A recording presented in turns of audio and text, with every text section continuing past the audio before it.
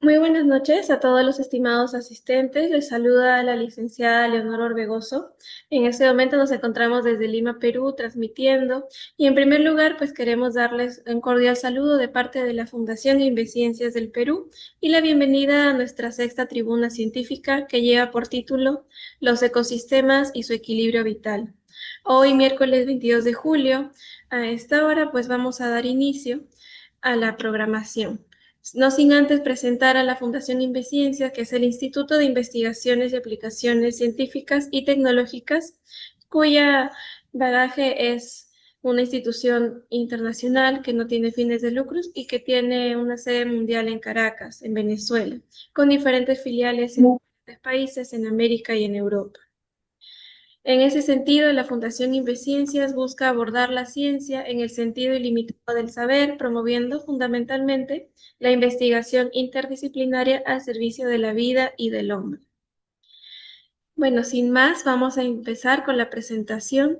El día de hoy la tribuna se realiza en conmemoración al Día Internacional de la Conservación del Ecosistema de los Manglares, programado por la UNESCO desde el año 2015, con la finalidad de generar conciencia y conocimiento sobre estos hábitats naturales de naturaleza única que unen tanto los componentes de la tierra y del mar. Asimismo, estos reciben amortiguación por parte de los bosques amazónicos.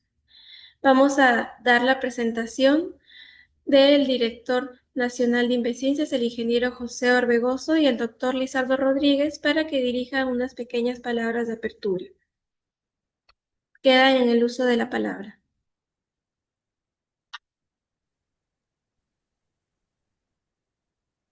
Sí, muchas Muchísimas gracias. Buenas gracias. noches. Adelante, José. Quisiéramos, ¿sí me puede escuchar?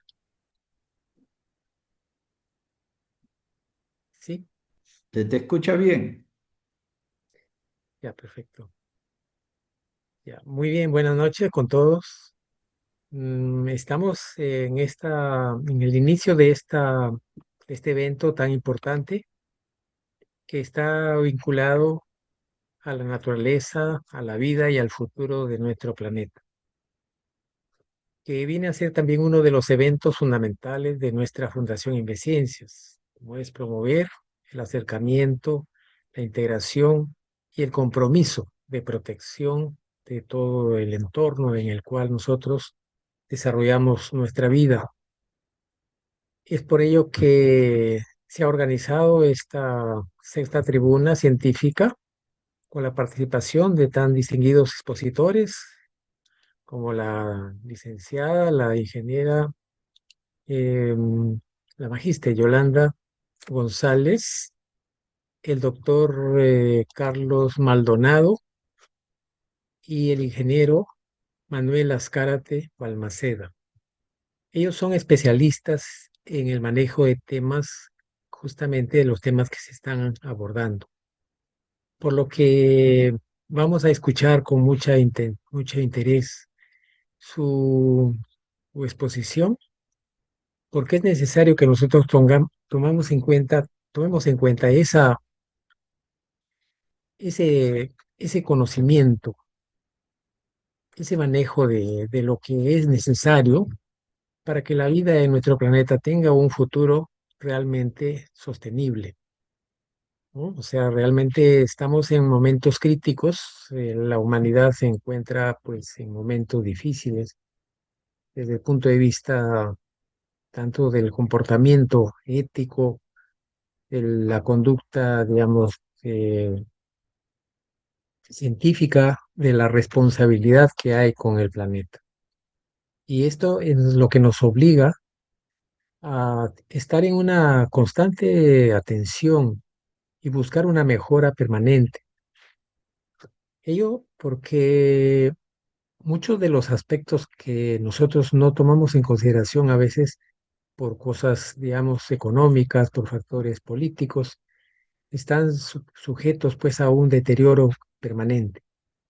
Entonces, seguramente que eso va a ser uno de los temas que se van a tener que considerar en esta oportunidad, por cuanto estamos considerando que la conservación, por ejemplo, de los bosques, la conservación de los océanos o la protección de los manglares constituyen pues factores fundamentales, porque son puntos donde se va a liberar aquellos aspectos que constituyen alimento, nutrientes para la vida del planeta. Entonces, pues por nuestra parte, desde esta posición, vamos a dar la bienvenida a nuestros expositores y un saludo cordial y fraterno para cada uno de los que se encuentran unidos en este momento y por este medio de transmisión. Muchas gracias, buen saludo.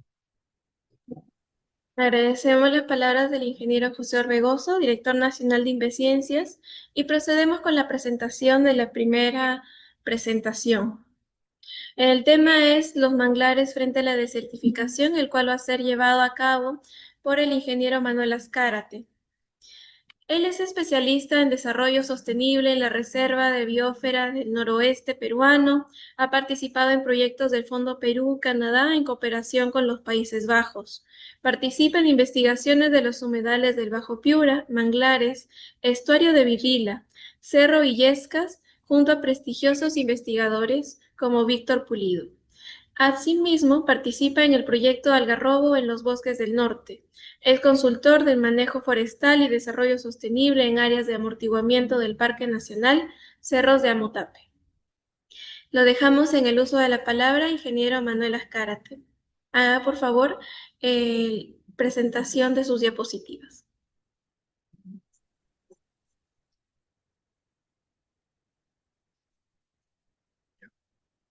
Muchas gracias.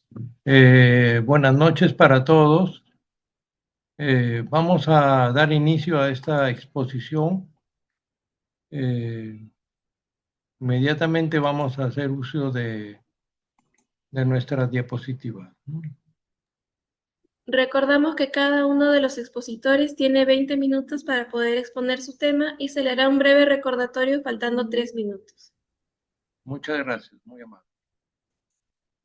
Bueno, ¿qué son los manglares? Los manglares son ecosistemas costeros, tropicales y subtropicales, donde el agua dulce y salada se mezclan. Es decir, que el manglar necesita del agua dulce, ¿no? Sin embargo, estas plantas, estos árboles son muy resistentes, los mangles, y son capaces de sobrevivir en aguas saladas. Se forma un suelo fangoso alrededor del mangle. Son hábitats vitales para la biodiversidad y barreras naturales de protección. Los manglares destacan por su enorme valor ecológico, social y climático. Se dice que los manglares captan 5 veces más CO2 que el resto de bosques. Es decir, que el mangle tiene una capacidad de poder sobrevivir, ¿no? De poder tolerar la alta salinidad del agua marina. Estos manglares, ¿cómo lo hacen? Bueno, es un poco discutible. Unos dicen que los filtran el agua por las raíces, otras que exudan las sales a través de sus hojas, pero no vamos a discutir ese tema por ahora, porque sería muy extenso. Los manglares están distribuidos. Siguiente diapositiva. La siguiente diapositiva, distribución geográfica. Los manglares se distribuyen en regiones tropicales y subtropicales del mundo. Crecen en los litorales, desembocaduras de ríos y lagunas costeras, donde el agua dulce y salada se mezclan. El 47% de la superficie global de manglares se concentra en solo 5 países: Indonesia, Brasil, Nigeria, México y Australia.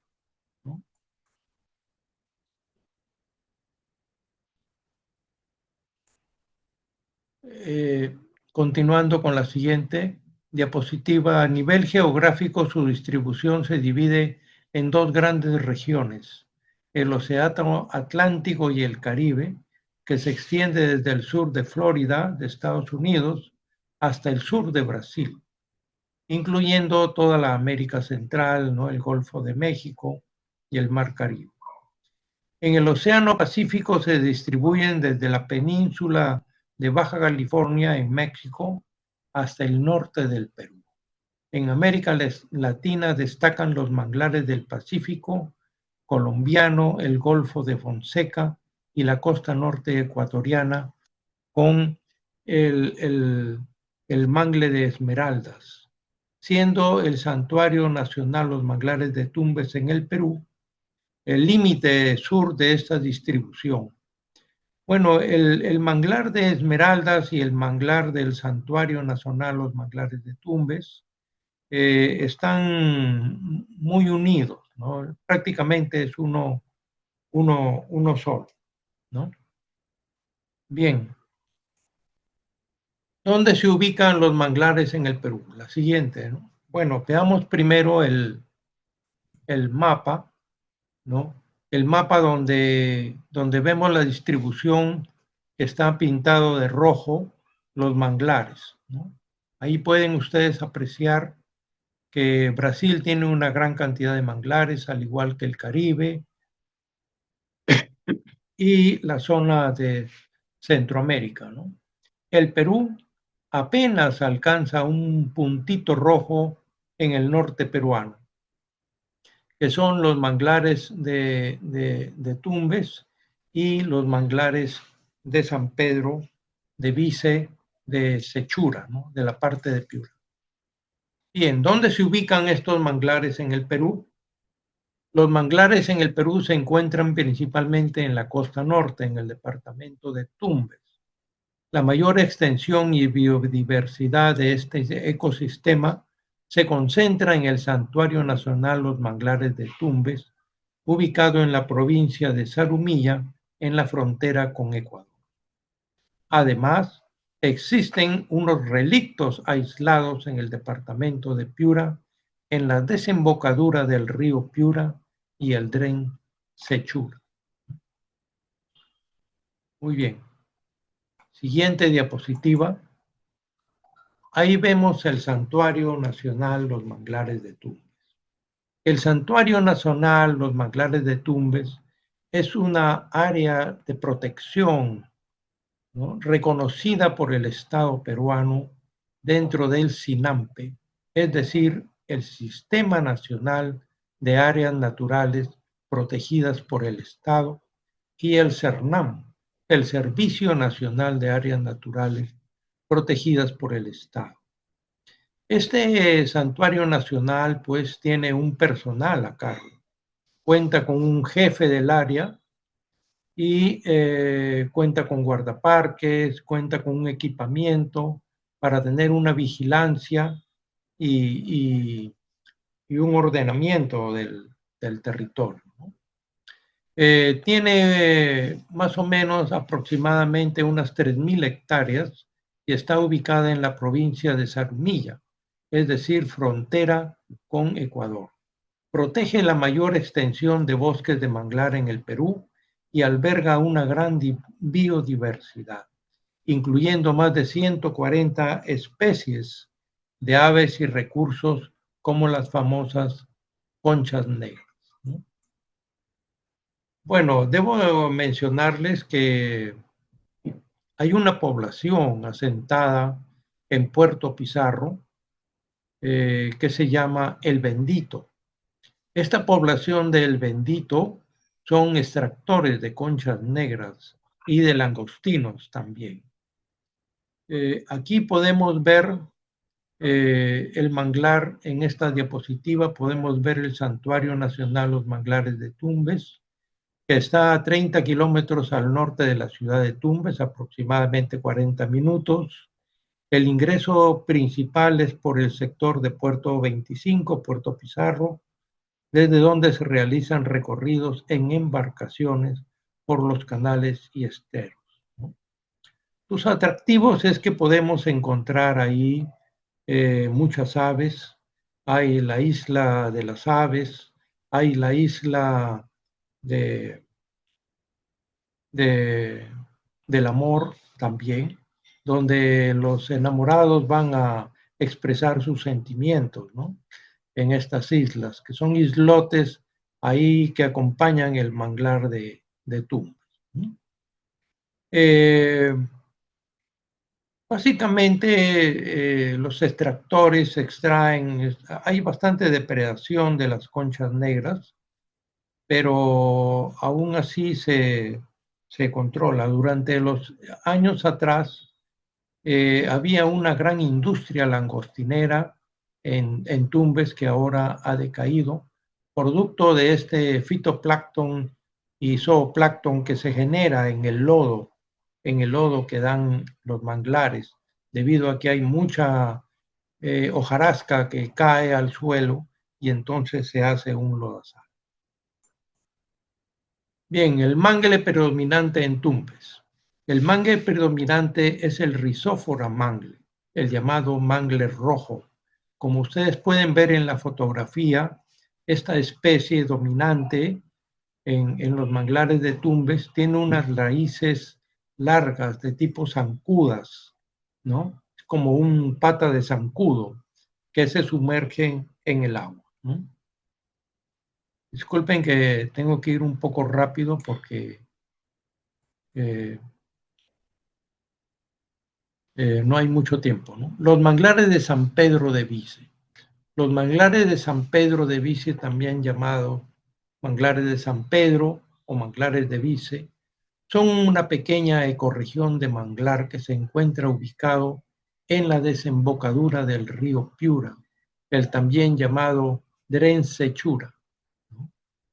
Esto está en el departamento de Piura, en el distrito de Vice y en la playa de San Pedro. Este manglar se denomina como manglares de Piura en la lista del WWF, el World Wildlife Foundation. Forman parte de la red hemisférica de reservas para aves playeras como sitio de categoría regional. El 12 de junio del 2008 fue designada como un sitio Ramsar, es decir, un sitio de alta diversidad biológica y de avistamiento de aves marinas.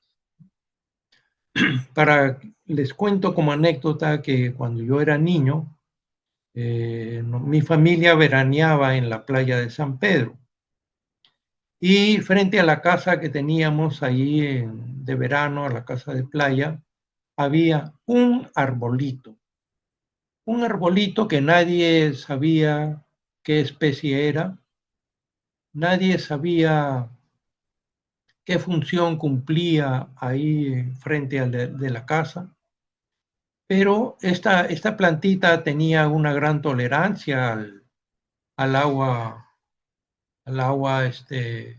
marina, al agua salobre, y subsistía pues ahí. Le estoy hablando del año de 1962, por ahí, ¿no? Sin embargo, después, gracias al fenómeno El Niño, el FEN que le llamamos, que sucedió en el primero del que tenemos una noticia cercana, es de 1983, en que desembocó gran cantidad de agua dulce en el mar de Sechura. Y eso originó la gran difusión del mangle de San Pedro, ¿no? O sea, necesitamos de este tipo de fenómenos, como es el FEN, ¿no? El fenómeno del Niño, para la gran propagación del mangle. El mangle, al igual que el bosque seco, necesita de agua dulce para poder germinar las semillas y poder instalarse las plántulas. Porque si solo hubiera agua salada, el mangle no podría crecer en su etapa infantil. Una vez instalado el manglar, ya el agua dulce se va retirando y ella es capaz, esta planta maravillosa, es capaz de tolerar la salinidad del agua, ¿no? Bien, el manglar de San Pedro de Vice tiene una extensión total de humedal de aproximadamente 3.399 hectáreas, pero esto implica territorios con bosques de manglar que en sí cubren solamente 310 a 400 hectáreas, mientras que el resto del área está compuesta por bosques, por playa y zonas desérticas totalmente, ¿no? Bien, cada manglar tiene sus particularidades, ¿no? Aquí, por ejemplo, podemos ver una gran cantidad de aves, ¿no? Estos están ubicados a unos 50 kilómetros de la ciudad de Piura y a más de 10 kilómetros de Sechura, ¿no? Sechura es la provincia donde está este manglar piurano y Vice es el distrito y San Pedro es la playa, el nombre de la playa donde se ha desarrollado este manglar. Ahí podemos ver que llega el flamenco, ¿no? Cosa que no vemos en el mangle de Tumbes, ¿no? Es diferente la población de aves, tiene sus diferencias, ¿no? Este manglar tiene la particularidad que no hay mucha explotación langostinera, ¿no? Sin embargo, predomina la existencia de las conchas de abanico, ¿no? En Recordamos el que mar, quedan 5 minutos. gracias. Estas conchas de abanico han tenido una gran difusión en el mar de Sechura. El mar de Sechura está totalmente parcelado, está lotizado. Los criadores de conchas de abanico ponen sus boyas y de esa manera delimitan el área que les corresponde, ¿no? Bien, y bueno, ya hemos dicho que ha sido declarado sitio Ramsar, son los manglares más australes del Pacífico sudamericano. Es decir, es el último relicto de manglar que existe en el Pacífico Sur. Más abajo ya no hay más manglares, porque el clima y las condiciones no se dan ya porque ya no son zonas un poco más frías, ¿no? Bien, alberga más de 110 especies de aves y tiene una gran diversidad de flora.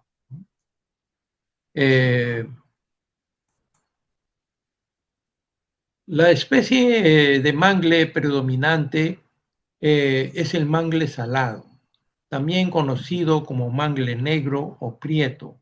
Su nombre científico es el Avicennia germinans.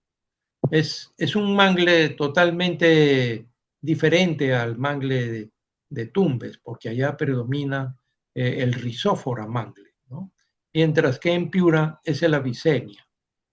Esta especie es la que mejor se adapta a las condiciones de alta salinidad y clima semiárido de la región, dominando ecosistemas como los manglares San Pedro de Vice. Además de la Avicennia germinans, en menor proporción se puede encontrar el mangle blanco, la Guncularia racemosa y algunos ejemplares aislados de mangle rojo, ¿no? Bueno, no puedo extenderme mucho, pero esta Avicennia tiene gran resistencia a la salinidad, ¿no? Este mangle de Piura está reconocido como una área de conservación regional y lamentablemente no tiene pues guardaparques ni una protección. Sin embargo, más que todo la explotación está dada hacia las conchas de abanico.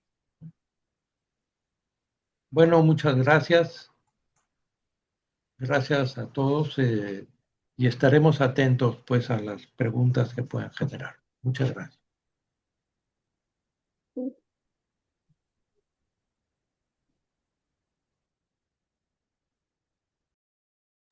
Agradecemos la ponencia del ingeniero Manuel Azcárate y vamos a dar continuidad a la tribuna presentando la siguiente ponencia correspondiente al tema de los océanos y su degradación, la cual va a estar llevada a cabo por el ingeniero Carlos Maldonado. El Muy buenas. ingeniero Carlos, sí, el ingeniero Carlos Maldonado es especialista ambiental en estudios de calidad ambiental acuática, acreditado por Indecopi. Ha participado en cruceros de investigación, evaluación y monitoreo de recursos hidrobiológicos, estudios de línea base, evaluación de bancos naturales, estudios de calidad acuática en la sede regional del Instituto del Mar del Perú en la ciudad de Huacho. Asimismo, es consultor en proyectos de recuperación de ecosistemas acuáticos y de bienes ambientales en la isla Don Martín, región Lima.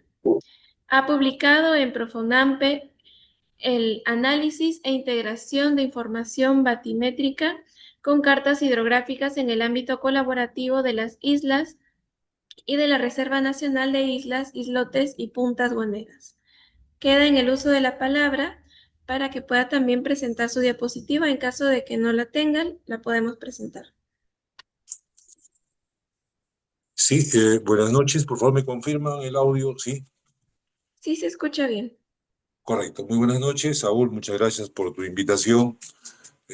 Yo honrado de estar un rato con ustedes.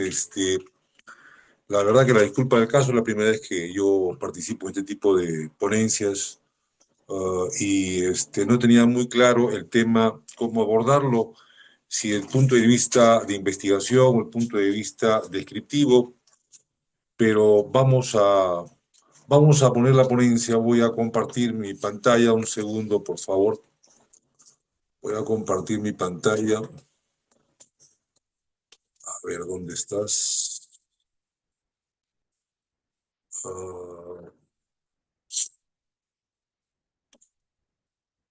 Lo tenía acá. A ver, un ratito, por favor. Acá está. Lo invitamos a abrir su cámara, por favor.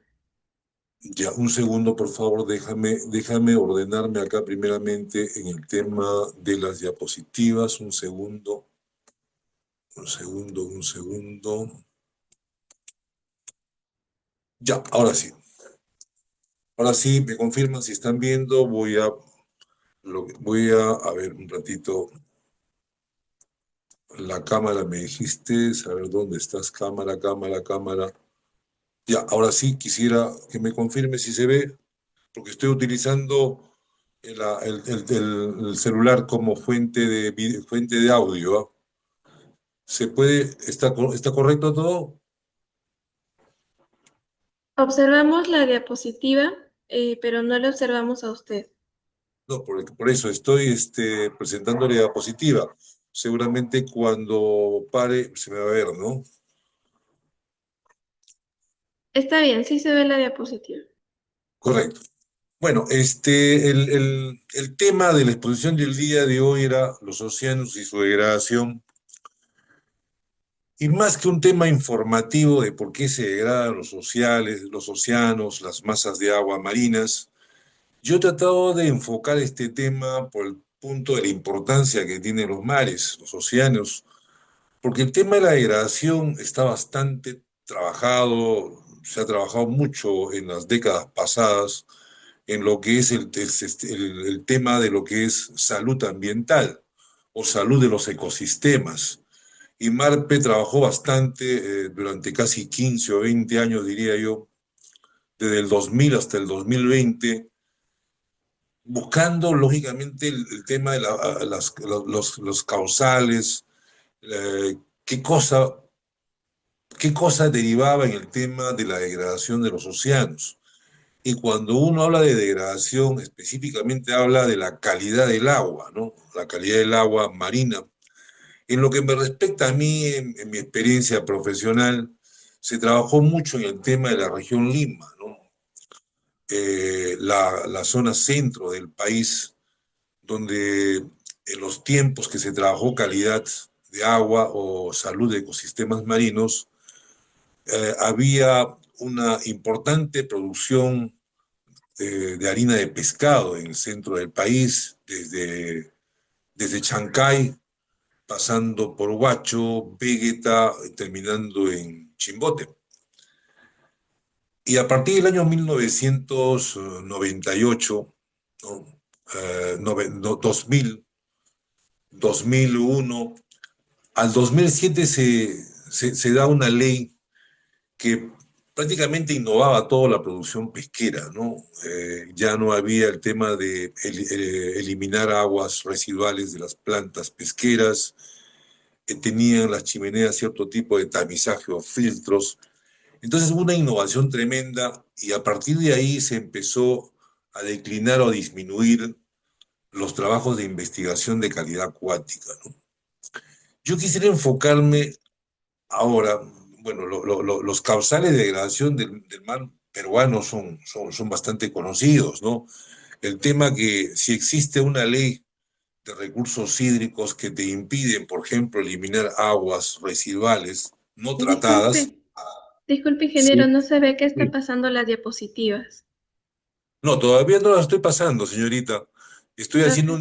una introducción, discúlpame, estoy haciendo una introducción todavía antes de pasar a lo que son fijadores de carbono. Me disculpas, todavía no estoy pasando las diapositivas. Entonces, lo que quería decirles es que estaba, bueno, decía de que ya no se estudia lo que es los parámetros o variables de contaminación o de degradación de los mares. Ahora se trata de buscar la forma por las cuales se biorremedie la contaminación acuática, ¿no? Todas las bahías, todas las restingas, marismas cercanas a zonas costeras se encuentran altamente contaminados. Debido a que todo el mundo elimina, cuando hablo de todo el mundo, hablo de las EPS, eliminan sus aguas sin ningún tipo de tratamiento. Todo va al mar y el mar, por más resiliente que sea, es imposible tratar de degradar materia orgánica en grandes cantidades. Entonces, desde Tumbes hasta Tacna, vemos zonas costeras altamente contaminadas debido a que no existe ningún tipo de tratamiento, ni primario, ni secundario, ni lagunas de sedimentación. Todo va al mar y el mar lógicamente no aguanta esta cantidad de materia orgánica para degradarla por sus propios bioreactores que tiene el mar, ¿no? Tiene microorganismos, degradadores de materia orgánica, de con diferentes tipos de mecanismos enzimáticos, ¿no? Entonces, lo que voy a enfocar, y yo sé que el tiempo me va a premiar ahí, ya estoy 5 minutos hablando acá, voy a hablar por qué son importantes los sociales y qué es lo que debemos hacer como investigadores, como profesionales, para evitar lógicamente este problema que se siga aumentando día a día, que es la degradación, el impacto en la calidad de las aguas y que trae como consigo no solamente enfermedades, sino simplemente el pérdida de hábitats para recursos acuáticos, ¿no? Pérdida de hábitats, enfermedades, problemas económicos serios para los pescadores, porque ahora sus faenas de pesca son mucho más distantes, mucho más mayores, tienen que invertir en motores fuera de borda, antes simplemente a punta de remo salían a hacer sus faenas de pesca. Ahora no, tienen que tener un motor fuera de borda y lógicamente aumentan sus gastos diariamente. Ahora sí voy a pasar a lo que es en sí la presentación. Caramba, no quiere pasar. A ver, veamos. No sé por qué no quiere. Ahí está. Bueno. Desde el principio, a ver, ahí está. Ahora sí. Bueno, no voy a dar una clase teórica o retórica de lo que son los océanos. Las características de los océanos son en su gran mayoría similares, pero no iguales. Indudablemente, los parámetros o calidad del Océano Pacífico son diferentes a la del Atlántico, y a la del Antártico, a la del Índico, etcétera, ¿no? Pero lo que voy a centrar es el tema de nuestra problemática en nuestro mar peruano, ¿no? En nuestro mar peruano. Veamos. ¿Por qué son importantes los mares en estos momentos? Tenemos un problema de calentamiento global, cambio climático, ¿no? Y uno de los principales problemas que tenemos atmosféricos no solamente es el metano, sino también el CO2. Ya lo mencionó el expositor, el ponente anterior a mí, todas las masas de agua, marismas, manglares, humedales, son importantes como fijadores de carbono, muy, muy importantes, ¿no? Y muchos de ellos, como el caso de los mares, tienen la responsabilidad casi del 50%, ¿no?, del oxígeno, por ejemplo, por un tema de fotosintético, simplemente teoría básica fundamental de biología. Por fotosíntesis son responsables del 50% del oxígeno atmosférico, ¿no? Y también fijan el carbono, son sumideros de carbono, en un porcentaje altísimo, ¿no? ¿Y quiénes son los responsables de estos fijadores de carbono? Bueno, ahí tienen ustedes el fitoplancton, ¿no? El fitoplancton son microorganismos pequeños, fotosintéticos, que se encuentran en gran abundancia en las zonas costeras específicamente. ¿Por qué en zonas costeras? Porque las zonas, ya lo mencionamos hace un momento, reciben, captan aguas residuales que tienen una alta cantidad de nutrientes, los cuales favorecen para la proliferación algal, ¿no? Estas son las responsables. ¿Qué pasa cuando ellos captan los nutrientes? Pero ¿qué pasa cuando hay una mayor carga de nutrientes? Ya no lo pueden captar. Y lo que hacen estos nutrientes es hacer un desbalance de la calidad del agua, ¿no? Afectan el oxígeno bajándolo a valores hipóxicos y muchas veces anóxicos, como en algunas zonas costeras del Perú.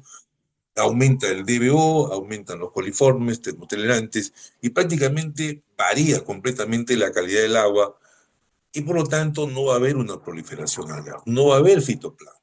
Al no haber fitoplancton no hay fijación de carbono, tampoco no hay comedura, como hablan los pescadores, la comedura, ¿no? Fitoplancton es comida del zooplancton, el zooplancton es comida de los peces más chicos y estos son comida de los peces más grandes. Entonces, prácticamente se pierde o se rompe la cadena alimenticia ahí, y esto es perjudicial. Por ejemplo, como experiencia acá en el norte chico, vemos, por ejemplo, Huacho, la zona de Carquín, la zona de Vegeta, eran zonas altamente de captura de pesca, eran zonas de faena de pesca. Ahora, usted va y no encuentra ni un pescado en estas zonas, ¿no? Por la pésima calidad de agua de estas bahías, tanto de Huacho como de Carquín. Bueno, en Carquín pasa una cosa un poco anecdótica, ¿no? Que debido a su batimetría, o sea, la zona batimétrica de Carquín, esta tiene unos constantes oleajes anómalos. Y este permite, lógicamente, la remoción de nutrientes y hace que la bahía no se haya perdido, porque hace rato se hubiera perdido Carquín, debido a que esta zona desembocan todos los aguas residuales de todo Huacho, Santa María y todos los distritos de la provincia, ¿no? Entonces, estos son los responsables de la fijación de carbono, y es importante mantenerlas, ¿no? Mantener un stock, mantener una cantidad, una población de fitoplancton es básico, ¿no? Importantísimo, ¿no? Y muchas veces cuando estos microorganismos fallecen, lo que hacen simplemente es sedimentarse, simplemente por mayor densidad, y se depositan en el fondo, ¿no? Y lógicamente el carbono depositado en el fondo ya es fijado, ya no va a convertirse en carbón atmosférico. Veamos con la siguiente. Ahí tiene los diversos tipos de fitoplancton que existen, diatomeas, ¿no? Acá lo tienen ustedes, las diatomeas, con diferentes tipos de estructura y morfología y funcionalidad, los dinoflagelados, las cianobacterias y finalmente los cocolitofóridos, ¿no? Cocolitofóridos, ¿no? Ahí lo tienen, que son los 4 tipos de fitoplanctons comunes, corrientes, que se encuentran en el mar peruano, ¿no? En el mar peruano, y son los responsables de esa riqueza que tenemos, ictiológica que tenemos, ¿no? Porque sin estos, indudablemente, no podríamos tener zooplancton y no podríamos tener la diversidad de peces que tenemos en la costa central, lo que más abunda es el pejerrey, la lorna, la lisa, que son los que sustentan la pesquería artesanal en la costa central del Perú, específicamente en el norte chico. Es importante mantener una cantidad de nutrientes en el mar. En la costa peruana no hay ningún problema porque esto es alimentado, entre comillas, alimentado por todas las aguas residuales que desembocan en ella, ¿no? Lógicamente ahí tiene que haber un balance entre lo que los microorganismos fitoplanctónicos pueden captar el nutriente para poder desarrollarse y lo que es la sobresaturación de estos nutrientes, ¿no? Ahí sí pueden producir una alteración de los parámetros y variables de la calidad del agua y en vez de haber una floración algal va a haber una muerte algal y eso sí sería una catástrofe en nuestra zona costera como ha pasado. La zona de Huacho, por ejemplo, es una zona pobre en lo que es riqueza ictiológica debido a que no existen microorganismos fitoplanctónicos, ¿no?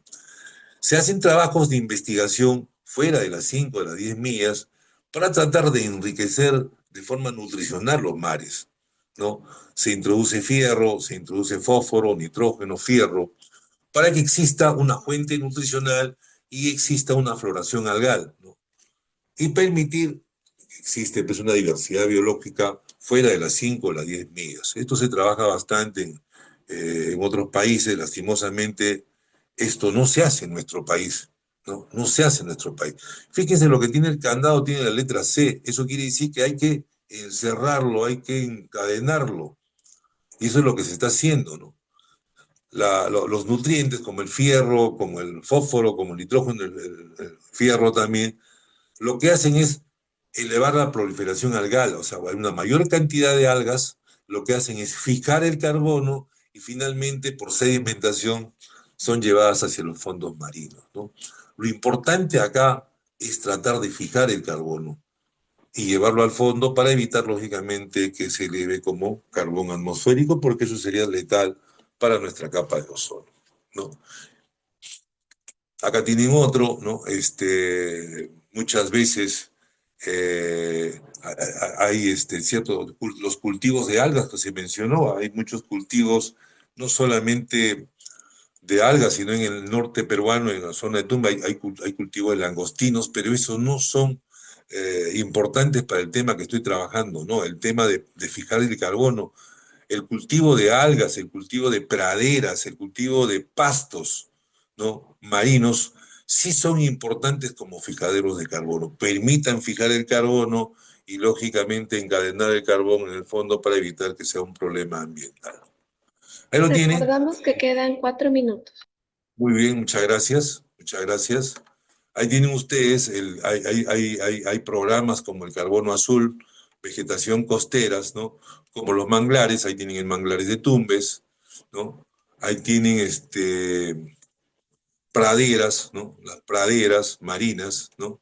Y finalmente las marismas, que todas son zonas, en el caso de las manglares y las marismas, son zonas de articulación entre lo que es la zona marina y la zona costera. Muchas veces estas zonas, como el caso de los marismas y los manglares y también los humedales, se forman cuando hay oleajes anómelos, ingreso de, lógicamente, agua marina, quedan en zonas costeras, se mezclan con agua dulce y se forman estos ecosistemas que son importantísimos como fijadores de carbono, ¿no? Muy, muy importantísimos, ¿no? Como me queda un poco tiempo, veamos, a ver, para poder terminar, acá lo tienen, los humedales, ahí tienen el humedal de Medio Mundo en la provincia de Huaura, en el distrito de Vegeta, el humedal de Paraíso, ¿no?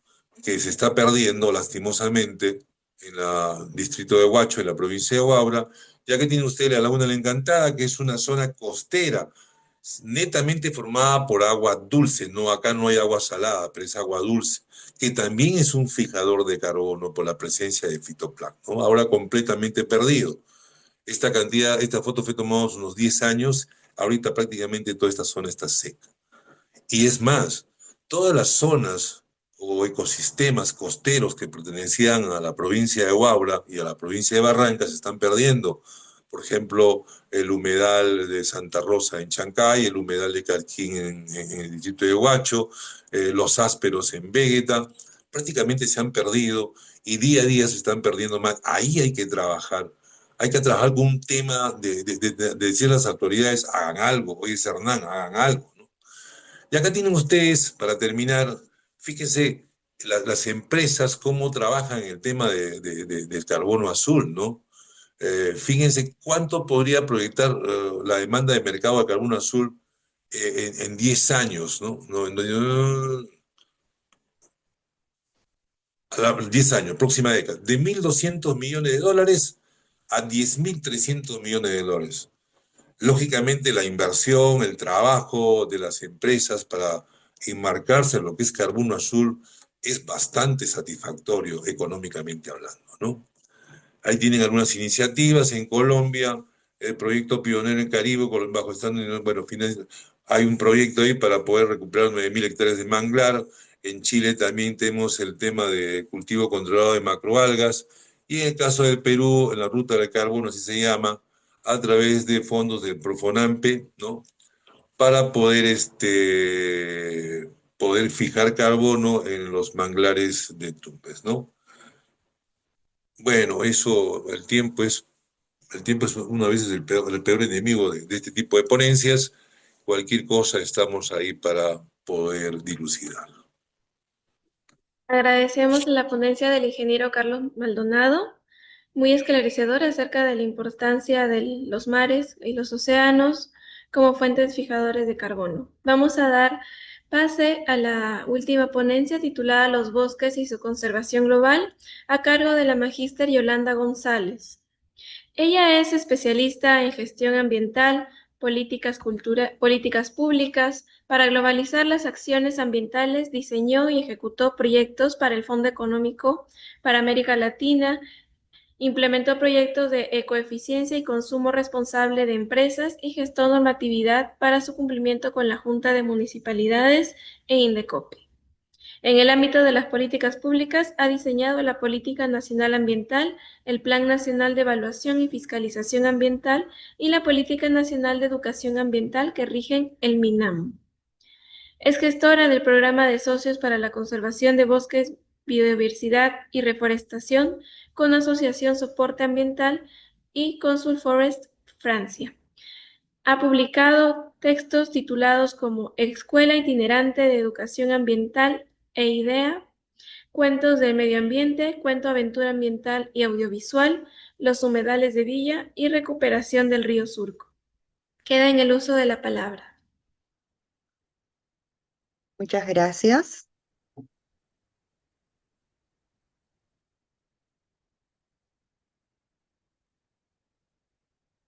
¿Vamos bien? ¿Se pueden ver las diapositivas? Sí se puede ver. Hay que colocarla en modo presentación. Perdón, a ver un ratito.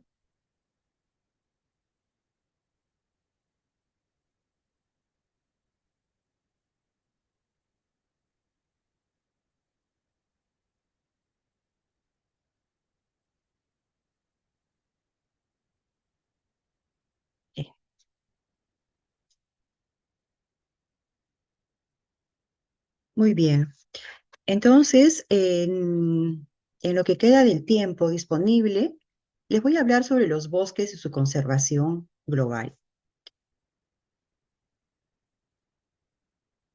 Para hablar sobre los bosques es importante que recordemos que los bosques son parte de la tierra, así como los océanos y los manglares, que son ecosistemas principales para que los seres humanos y todas sus especies podamos continuar en ella.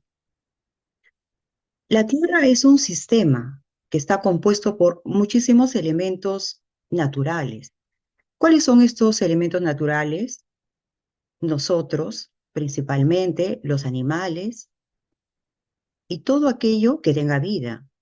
Artificiales, ¿como qué podríamos decir? Los artefactos eléctricos, los automóviles, etc. Los sociales también está compuesto por nosotros, pero como comunidad y colectividad.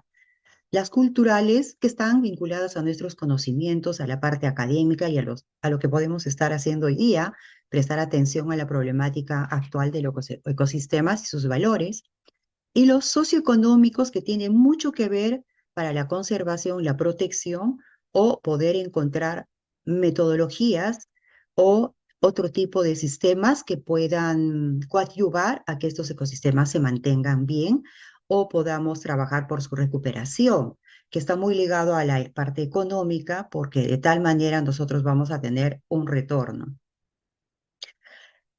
Este sistema se desarrolla en medio de factores físicos como el clima y la geología, que está compuesta por los volcanes, está compuesta por los mismos bosques, está compuesta por las lomas, montañas, y que ellos también, que la parte de la geología va a traer consigo los movimientos tectónicos de las placas tectónicas y también los sismos con la liberación de su energía.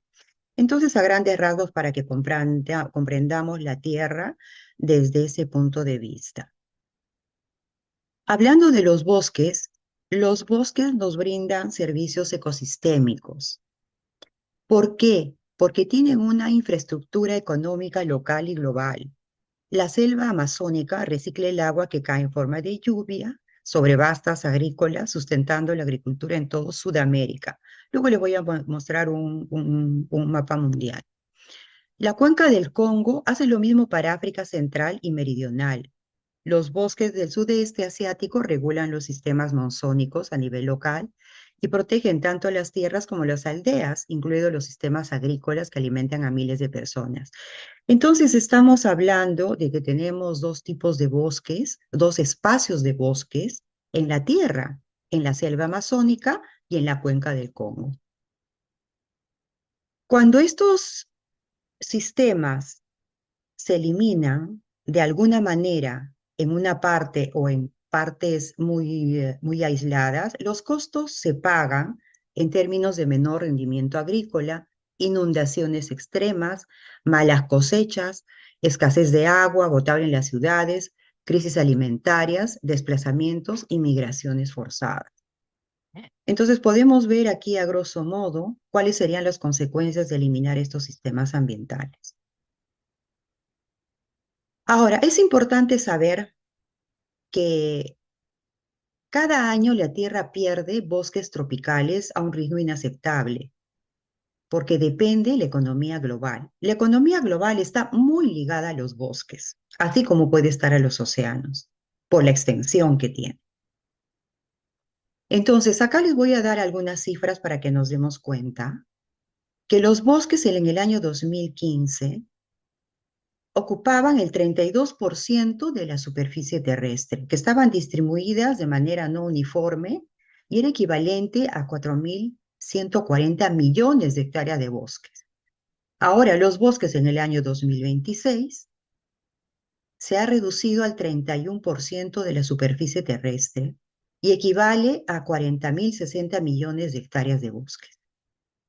Esto significa que el planeta Tierra pierde aproximadamente 10.009 millones de hectáreas de bosque cada año, lo que equivale a la deforestación de 1.244 hectáreas por hora. Esto significa, bueno, acá hay una parte que podemos hacer un paralelismo, ¿no? Esto significa la destrucción constante de cerca de 11 campos de fútbol por minuto. Y también podríamos medir estos 11 campos de fútbol por minuto a 21 hectáreas por minuto. La consecuencia de esta pérdida son cuantificables. Todo lo que se cuantifica podemos medir. Son 38.400 millones de toneladas de CO2 que se liberan a la atmósfera. Quiere decir que estas 38.400 millones de toneladas de CO2 se liberan a la atmósfera ¿por quién? Por la industrialización, por los contaminantes atmosféricos de todo tipo. Y luego los 2.600 millones de toneladas por deforestación cada año. ¿Por qué decimos? Porque estos espacios que son deforestados cada año exacerban el cambio climático porque se convierten luego en CO2. Bueno, acá hay un mensaje. La economía global no financiaba los bosques como pilar fundamental en la lucha contra el cambio climático. Lo que pasa es que la economía global con sus grandes representantes no funcionaba, solamente financiaba los bosques en un 2% de su inversión. La inversión mayor estaba dada, por ejemplo, para la pobreza extrema, para el analfabetismo y luego para el activismo. Y el financiamiento para la conservación de los bosques y para reforestación simplemente tenía el 2% de inversión. ¿Qué ocurre? ¿Cuáles son los impactos por la deforestación? ¿Qué ocurre con estas grandes extensiones de deforestación? Existe una liberación directa del carbono almacenado. ¿Por qué? Porque la quema para limpiar estos terrenos que han quedado eriazos, han quedado suelos desérticos luego de que han sido bosques, son utilizados para la agricultura o ganadería. Quiere decir que esa biomasa forestal que queda en el suelo se quema o se deja pudrir. Nosotros nos imaginamos acá en pequeñito, en los parques, cuando talan un árbol porque supuestamente se ha caído por invasión de hongos o cualquier otro pretexto, se queda la parte de las raíces. Entonces, si nosotros nos vamos a situar imaginariamente en un bosque amazónico, que puede ser de Puerto Maldonado, de Ucayali, de Junín, en Tingo María o en cualquier lugar que nosotros conozcamos, esta biomasa forestal que está en el suelo se quema o se deja pudrir. Y de acuerdo a los principios de la fotosíntesis, el carbono fijado en troncos, ramas y hojas reacciona con el oxígeno y se libera instantáneamente a la atmósfera en forma de CO2. Es igual que el efecto que ha explicado el ingeniero Carlos Maldonado en el caso del Océano Pacífico cuando llega a un desbalance de las emisiones de carbono. La degradación del suelo por impacto de la deforestación. El suelo de los bosques resguarda enormes depósitos de materia orgánica. ¿Por qué? Porque si nosotros estamos en ese bosque, van a caer hojas, va a estar lleno de biodiversidad, porque es un ecosistema. Al quedar expuesta directamente a la luz solar y la erosión, esos microorganismos aceleran la descomposición del suelo, liberando más gases de efecto invernadero. Luego, el otro impacto de la deforestación es la destrucción de este sumidero activo por la pérdida de la filtración. Imaginemos que nosotros tenemos una maceta con una hermosa planta y vamos a dejar de colocar agua. Inmediatamente se va a secar y se va a agrietar. Entonces, un bosque vivo absorbe gases contaminantes de forma constante. Se señala que eliminar estos sumideros provoca que el CO2 generado por fábricas y autos ya no tenga un filtro biológico y que lo retira al aire, acumulándose a un ritmo mucho más acelerado. ¿Por qué? Porque los árboles son bóvedas naturales de carbono. ¿Cuáles son las consecuencias de la deforestación? Esta consecuencia de la deforestación la hemos visto a partir del año 2019, cuando llegó la pandemia del COVID-19. Entonces, el 70% de los últimos brotes epidémicos cada 100 años o cada menos cantidad de años que hemos sufrido tiene su origen en la deforestación y en esa ruptura violenta con los ecosistemas y sus especies. Modificar una foresta tropical por un cultivo con abonos, pesticidas, que nunca había entrado a ese ecosistema, a ese suelo fértil, altera el tipo de vectores que pueden transmitir los otros virus. La ganadería y agricultura extensiva de cultivos comerciales como soya y aceite de palma y pastizales no retienen el carbono que almacenaba el ecosistema original y se perpetúa el balance negativo de las emisiones contaminantes, como el dióxido de carbono. Luego, como consecuencia de la deforestación, se cambian los territorios, el hábitat del ser humano y de las especies vivas e inertes que forman un ecosistema que siempre fue favorable al hombre. Ahora, Es importante que luego de lo anteriormente expresado, conozcamos un poco más la situación de los bosques. Esta es una superficie forestal mundial por zonas climáticas al 2020. Esto no cambia, estamos en el año 2026, pero es por zonas climáticas. Por ejemplo, la zona tropical, que es la zona más verde, está conformada por nuestro país, está conformada por Brasil, Perú, toda Latinoamérica. Luego tenemos la zona boreal, que está conformada por Canadá, por la Federación Rusa y por China. Y luego están las zonas templadas, que es parte también de Estados Unidos.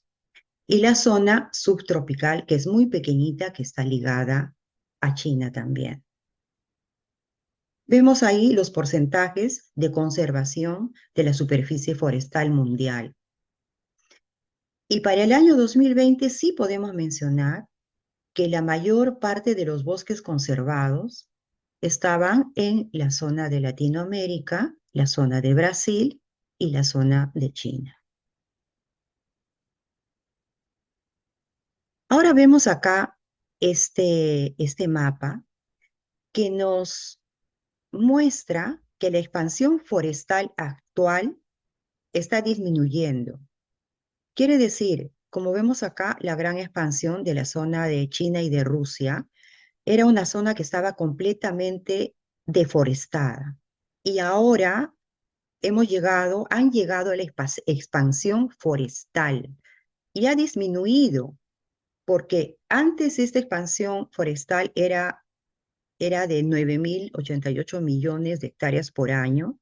Ahora ha disminuido a 6.078 millones de hectáreas por año por la reforestación que se ha comenzado hace 20 años. Entonces, esos árboles, desde el segundo año de vida, ya comienzan a otorgar toneladas de oxígeno. Entonces, hay zonas en nuestra tierra, hay regiones en nuestra tierra que ya están en la etapa de la expansión forestal. Nuestro país, Perú, podemos ver que estamos en la etapa de la deforestación sin reforestación. Pero sí hemos comenzado a ver un efecto que es la ralentización. Podemos ver este bosque amazónico, es que la tasa de deforestación se está ralentizando. Quiere decir que estamos conservando ciertas secciones o hectáreas de 20.000 a 30.000 hectáreas en zonas de protección. Y esa es la diferencia que nos da el año 2015 al 2025, en comparación con los 13.600 millones registrados en el periodo anterior y los 17.600 millones del periodo anterior a este, que hemos comenzado la ralentización en el año 2015. Quiere decir que para la conservación de los bosques pasan décadas y para el crecimiento de estos bosques en reforestación también tiene que pasar mucho tiempo. Ahora, ¿cuál es la investigación aplicada? Desde hace una década, un grupo de investigadores hemos formado un consorcio y hemos hecho una propuesta a los grandes inversionistas en certificaciones y acreditaciones de los bonos de carbono, una propuesta de mosaicos en las zonas tropicales de la Amazonía para dinamizar las acciones de conservación de bosques y reforestación con la economía global. ¿Qué quiere decir? Si antes en el mercado de los bonos de carbono teníamos que encontrar obligatoriamente bosques tropicales de 40.000 y 50.000 hectáreas para que puedan ser conservados y de esta manera ingresar a los bonos de carbono, a la venta de los bonos de carbono y recibir una compensación. Ahora ya no es necesario. Hemos logrado que esta dinámica de acciones de conservación como mosaicos se puedan unir a este propósito pequeñas áreas de bosques de nuestra Amazonía, de nuestro Perú, en nuestro país. Eso quiere Recordamos que decir, quedan 4 minutos. muchas gracias. Entonces voy al mensaje final. Si ustedes conocen y saben de alguien que tiene 4 hectáreas, 10.000 hectáreas, 15.000 hectáreas, 1.000 hectáreas de bosques en propiedad, en concesión o en una comunidad nativa, ellos pueden sumarse a esta comunidad para llegar a las 40.000 hectáreas y poder entrar al mercado de valores de bonos de carbono y así conservar su bosque. Y también la reforestación. Hemos logrado que la reforestación se vea con el mismo valor de los bonos de carbono, porque desde el segundo año ha quedado demostrado que los árboles comienzan a emitir toneladas de oxígeno. Bueno, el tiempo me ha conducido a llevarlo de esta manera tan rápida. Y bueno, vamos a entregar luego a los que deseen esas diapositivas para que puedan profundizar. Muchísimas gracias. Agradecemos a nuestra última ponente, la magíster Yolanda González, y de esta manera culminamos con la presentación de cada uno de los ponentes, dando lugar a la ronda de preguntas.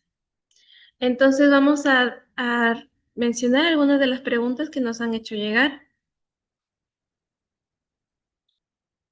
La primera pregunta dice así: ¿de qué manera la explotación de crustáceos en los manglares los degrada? ¿Y cómo se relaciona con la desertificación? Entonces me parece que es una pregunta que va dirigida a nuestro primer ponente, el ingeniero Manuel Azcárate.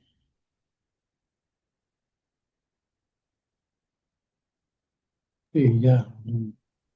Sí, correcto. Voy a contestar la pregunta. Bueno, la sobreexplotación del caso del Santuario Nacional Los Manglares de Tumbes se debe sobre todo a la presencia de una población que habita ahí en Puerto Pizarro y que es la población de El Bendito. Así se llama la localidad, El Bendito. Estos pobladores básicamente hemos visto, a pesar de los esfuerzos de los guardaparques, de que ellos, por ejemplo, cortan mangle. Cortan el mangle para usarlo como tabique en las construcciones de sus paredes, de sus casas, ¿no? De sus aldeas. También usan la madera del mangle como leña para cocinar. También vemos de que mayormente la extracción de conchas negras ha llevado a una sobreexplotación. Esta sobreexplotación es porque no respetan las vedas. Hay extracción de juveniles de conchas negras, ¿no? Que sobre todo van al mercado de las cevicherías de las grandes ciudades del Perú, ¿no? Bueno, a diferencia, por ejemplo, de lo que sucede en el manglar de Vice, más que todo es la sobreexplotación de la concha de abanico, ¿no? Porque en este manglar de Piura no hay explotaciones langostineras, ¿no? Hay grandes fábricas de hidrobiológicos, ¿no? De pescado, de filetes, de atún y también de la concha de abanico, ¿no? Ellos también sobreexplotan la concha de abanico. Muchas veces no se respeta la veda de la pesca y todo el mar de Sechura está parcelado, está lotizado, algo increíble, ¿no? Yo nunca había visto, pero hay una lotización del mar. Cada quien tiene, como decir, su granja de concha de abanico. y ya cada quien les lleva un control, ¿no? Inclusive usan alimento artificial, no sé cómo lo hacen verdaderamente, pero hay una sobreexplotación de todos estos hidrobiológicos, ¿no? Eso es más que todo en el caso de Piura. En el caso del manglar de San Pedro, ¿no? De San Pedro Ibice, donde no se ve que lo corten, ¿no? No hay un corte así fuerte, ¿no? De la leña como se hace en Tumbes. Mayormente estos aspectos pueden limitar la propagación del manglar, ¿no? Porque el mangle, como habíamos dicho, necesita de agua dulce, fuertes volúmenes, grandes volúmenes de agua dulce que llevan con el fenómeno del niño. Este FEN prácticamente es el gran regenerador, el gran sembrador acá en el norte peruano, en el bosque seco. Cosas que después no se puede hacer, porque cuando hemos intentado la reforestación en manglar, por ejemplo, que lo hicimos en Tumbes, muy poco éxito, ¿no? Muy poco éxito por la escasez del agua dulce, a pesar de que el río Tumbes baja todos los años, ¿no? Pero no en grandes volúmenes, es solamente ahí alrededor de la desembocadura. Pero cuando llega el fenómeno del Niño, ahí sí hay una regeneración natural muy grande, ¿no? Y esto es lo que más o menos tengo que anotar con respecto a la pregunta. Gracias.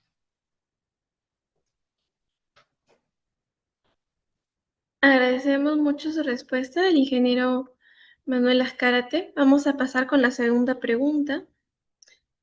Dice, ¿de qué manera se puede implementar un sistema macro de protección de los océanos? Asimismo, ¿cómo se enfrentan los trabajos en remediación si las causas de la contaminación se mantienen o se incrementan? Estas preguntas van dirigidas al ingeniero Carlos Maldonado. La primera, un ratito por favor,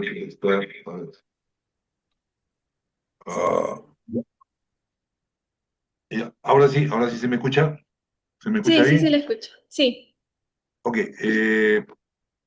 lo que no he entendido la primera pregunta, la segunda pregunta sí la entendí claramente, porque hay dos preguntas en una. Por favor, la primera pregunta, ¿me puedes repetir? Sí. La primera pregunta dice, ¿de qué manera se puede implementar un sistema macro de protección de los océanos? Complicada la pregunta, un sistema macro. Cuando eres un sistema macro, eso que tiene que ser un trabajo articulado entre todos los estados de todo el mundo, y eso es complicadísimo, ¿no? Si ya de por sí trabajar de forma articulada con los gobiernos regionales es complicado, que el Estado a través del Ministerio del Ambiente pueda trabajar un tema articulado con los gobiernos regionales, que son 28 en todo el país, es complicado. Más complicado va a ser trabajar un sistema macro de protección de los océanos a nivel mundial. Es complicadísimo. Pero lo que sí no es complicado es tratar de hacer cierto tipo de directivas, ordenanzas macro, como sí existen los convenios internacionales que permiten, lógicamente, preservar y conservar los océanos y mares. Ahora, yo te pregunto, las leyes, el marco de leyes que protegen los océanos, Perú es uno de los que mejores tiene, pero solamente queda en el papel, o sea, como papel.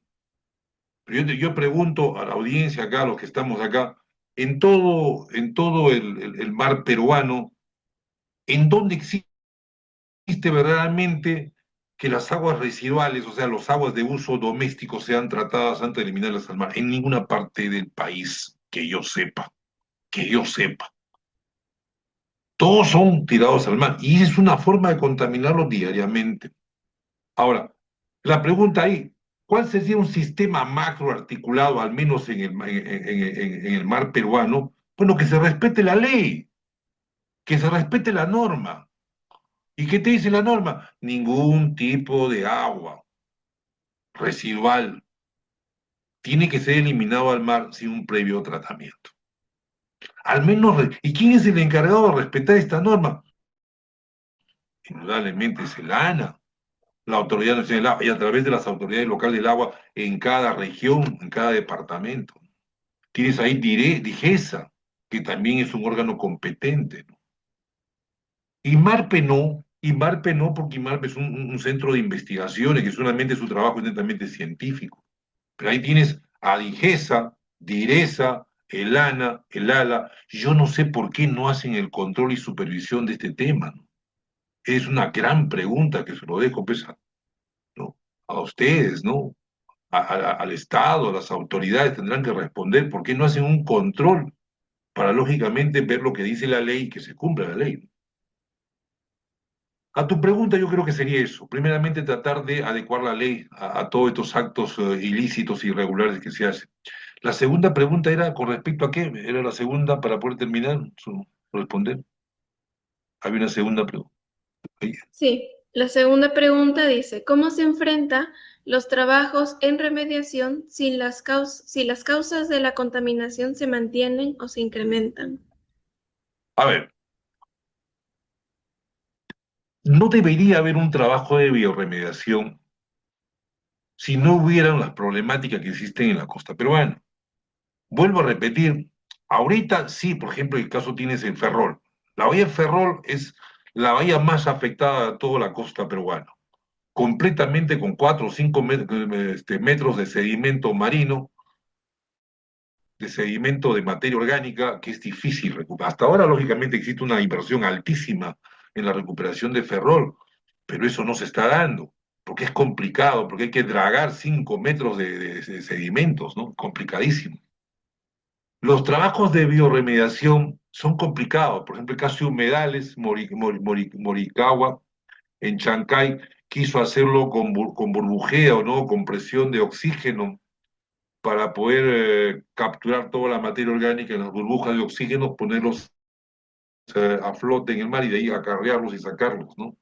Existe mucho trabajo en lo que es utilizando microorganismos en biorremediación, plantas, pero en el mar peruano, no, que yo sepa, en Perú no se ha trabajado en ninguno de este tipo de acciones de investigación, ¿no?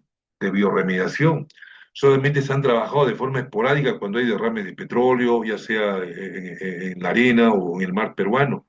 En ríos se ha trabajado de forma muy esporádica, pero que yo sepa, sinceramente, puedo equivocarme, con ningún tipo de resultado exitoso. Esa es la verdad.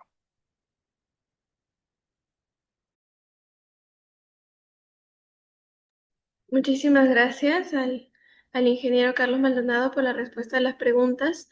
Y vamos a hacer llegar la última pregunta relacionada a los bosques. Se menciona, dice, ¿cómo los bosques amazónicos contribuyen a la protección y equilibrio de los ecosistemas?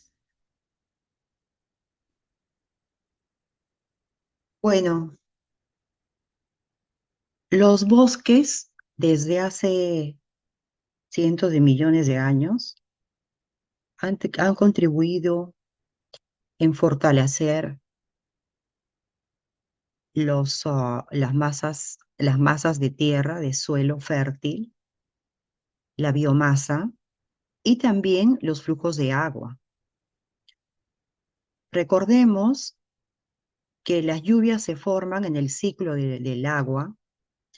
Está la lluvia, la evapotranspiración de los bosques genera la lluvia genera los ríos genera que las plantaciones, que los bosques, que los alimentos se nutran y luego lleguen a nuestra mesa. Los ríos no solamente se quedan en la Amazonía, los ríos van y recorren por diferentes lugares y diferentes zonas y sirven como transporte, sirven como un sustento de alimento, sirven también para limpiar el oro, limpiar otro tipo de productos que les pueda servir como minerales. Y luego, de esa manera, también nutre al mar. Eso hablando de la fuente de agua. Y de la fuente de aire es el oxígeno. Imagínense que mediante la fotosíntesis, los bosques y los árboles son los únicos seres que pueden transformar la contaminación en oxígeno puro. Las toneladas de oxígeno que se pueden extraer de las hectáreas de bosques ahora no es suficiente para la cantidad de emisiones de dióxido de carbono. Hay una gran preocupación. Por eso es que ahora se trabaja con la reforestación. Los beneficios de la biodiversidad, los beneficios de la conformación de esos ecosistemas poderosos que controlan las enfermedades y que protegen el hábitat de las personas y también de los animales. Recordemos que más de 1.000 millones de personas viven en los lugares que están llenos de bosques, en el Congo y en las zonas de la Amazonía tropical. Y junto con ellos está la producción de alimentos, todos los alimentos que llegan a nuestras manos y que tienen valiosos nutrientes, inclusive tienen un poder de sanar muchísimas enfermedades, provienen de la selva. Esos son algunos beneficios en que, un resumen les puedo decir. Bueno, a ver si es que he podido contestar su pregunta o si quiere me puede hacer una repregunta. Agradecemos mucho la respuesta de la magíster Yolanda González. Por el momento me parece que esas son todas las preguntas que se nos han hecho llegar a través del chat. Entonces, bueno, vamos a dar primero un agradecimiento bastante importante a nuestros 3 expositores el día de hoy en la tribuna científica, los ecosistemas y su equilibrio vital.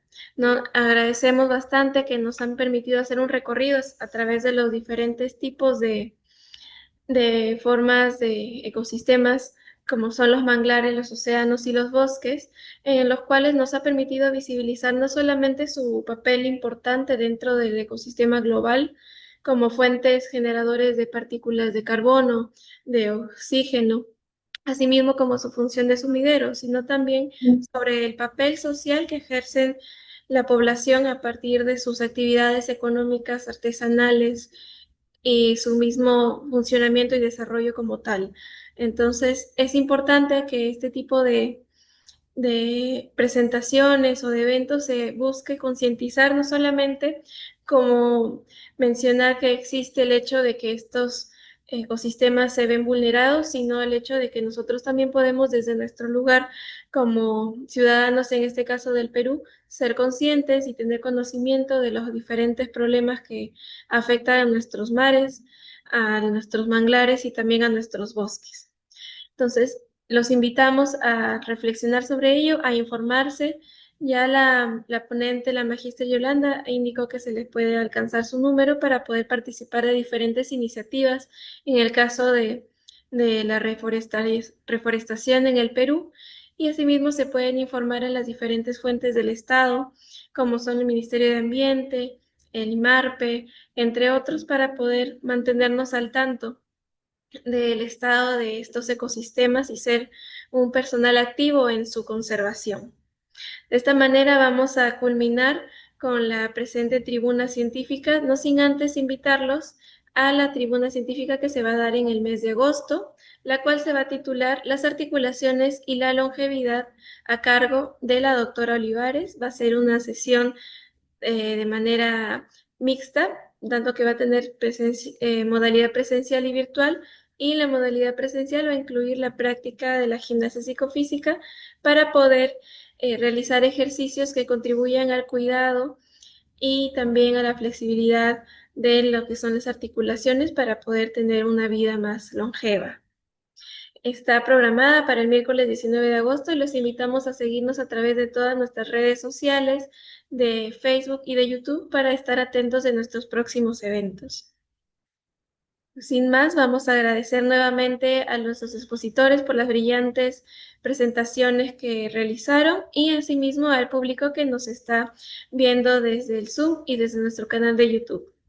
Muchas gracias a todos y tengan muy buenas noches. Buenas noches, hasta luego. Buenas noches y muchas gracias por su participación a los expositores.